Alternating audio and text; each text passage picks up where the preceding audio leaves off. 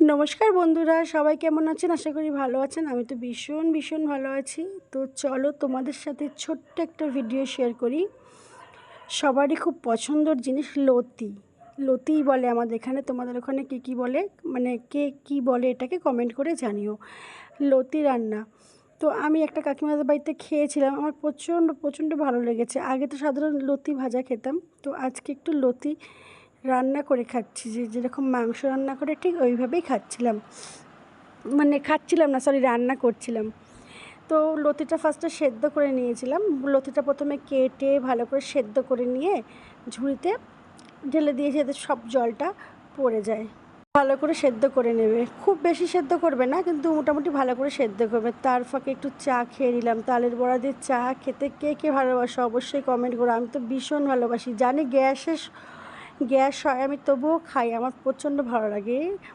তো তারপরে তালের বড়া চাটা খেয়ে চলে গেলাম আবার রান্নাতে। তো দেখো লতিটাকে ভালো করে জল ঝেড়ে নিয়েছি, তারপরে দিয়ে দেবো এর মধ্যে আদা, পেঁয়াজ, রসুন, এই সব কটাকে পেস্ট করতে হবে প্রথমে।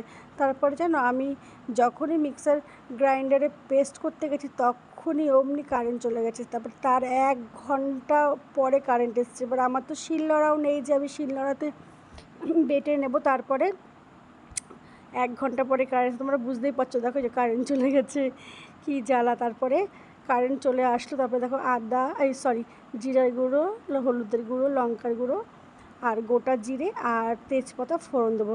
সাথে কিন্তু চিংড়ি মাছটা মাস্ট, চিংড়ি মাছটা দিতেই হবে, চিংড়ি মাছটা দিলে টেস্টটাই আলাদা হয়ে যায়। তারপরে কড়া বসিয়ে দিলাম, কড়াটা গরম করে দিয়ে দিলাম তেল। আর তেল দেওয়ার পরে তোমার যেরকম নর্মালি জিরে আর তেজপাতাটা ফোড়ন দিলাম। ফোড়ন দেওয়ার পরে যে মশলাটা মিক্সারে করে নিয়েছিলাম সেই মশলাটা ভালো করে এর মধ্যে দিয়ে দেবো, দিয়ে ভালো করে কষিয়ে নেব।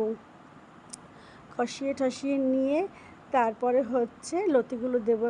তোমরা এর মধ্যে টমেটোও দিতে পারো, আবার একটু ধনেপাতাও দিতে পারো, সেটা তোমাদের স্বাদ অনুযায়ী। জাস্ট এইভাবে একবার লতি রান্না করে খেয়ে দেখবে, এত সুন্দর লাগে, একতলা ভাত খেয়ে নিতে পারবে।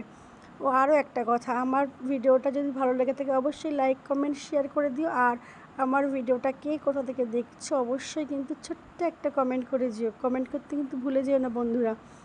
তারপরে দেখো মেন রান্নায় আসি। তারপরে মশলাটা ভালো করে কষিয়ে নিয়েছে, তেল ছেড়ে দিয়েছে, দেখতেই পাচ্ছ। আর নুন তো দিতেই হবে, নুন না দিলে স্বাদই হবে না। স্বাদ মতো লবণ ঠবণ দিয়ে ভালো করে কষিয়ে নিয়ে তারপর লতিগুলোকে দিয়ে দিয়েছি, দিয়ে ভালো করে একটুখানি কষিয়ে, বেশি না, সামান্য একটু জল দিয়েছিলাম। কি বলবো বন্ধুরা, এত সুন্দর খেতে লেগেছে। তোমরা আমার ভিডিওটা দেখে একবার এই লতিটা এইভাবে রান্না করে খেয়ে দেখো, অসাধারণ লাগবে। যারা লতি খেতে পছন্দ করো না তারা ভাববা কী খাচ্ছি, এটা এতই সুন্দর। তো আমার ভিডিওটা তোমাদের সাথে শেয়ার করলাম। আর তোমরা একটু বেশি বেশি করে লাইক, কমেন্ট করো। আর কি বলবো বলো, সবাই ভালো থেকো, সুস্থ থেকো। আর কিছু কিছু মানুষ আছে যারা নেগেটিভ কমেন্ট করো আমার ভিডিওতে বা আমার পোস্টে এসে, প্লিজ আমার ভিডিওতে এসে নেগেটিভ কমেন্ট করো না। যদি আমাকে ভালো না লাগে ব্লক করে দাও, আমার তো কোনো অসুবিধা নেই, কিন্তু নেগেটিভ কমেন্ট করো না।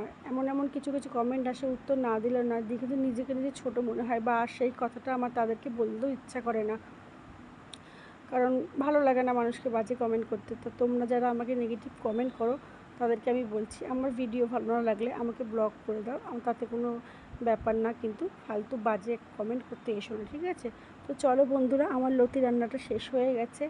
কি বলবো, খাওয়ার সময় সবাই বলেছে খুব সুন্দর, সেই খাওয়ার ভিডিওটা নিতে পারিনি, কারণ অনেক কাজ থাকে, তো সেই সময় ভিডিও নিতে পারিনি। তো চলো বন্ধুরা, টাটা, বাই বাই, সবাই ভালো থেকো, সুস্থ থেকো, আমার ভিডিওটা সবাই